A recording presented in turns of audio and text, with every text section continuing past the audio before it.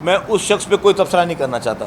میں نے کل بھی اس کے لیے ایک چھوٹا سا ٹویٹ لگا. میں نے کہا تم نے جو بھی جلسوں میں تقریریں کر رہے ہو اور جس طرح کی زبانیں استعمال کر رہے ہو وہ ہم سارے اپنے رائٹس ریزرو رکھتے ہیں. وقت آنے پہ آپ سے ہم سیاست کریں گے, وقت آنے پہ آپ سے جواب دیں گے.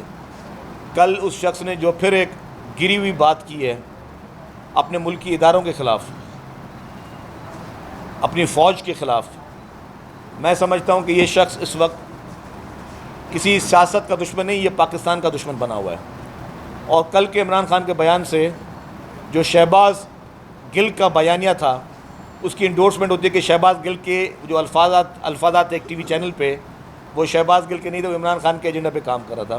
میں مزید اس پہ کوئی تبصرہ نہیں کرنا چاہتا, لیکن یہ شخص اس وقت ملک کی عدلیہ کے خلاف, ملکی فوج کے خلاف, ملکی الیکشن کمیشن کے خلاف, سب کے خلاف ایک گھناؤنی سازش کر رہا ہے. اور میں سمجھتا ہوں کہ ایسے شخص پہ پاکستان میں اس طرح کی جو سیاست کر رہا ہے, سیاست کرنے کی اجازت نہیں ہونی چاہیے.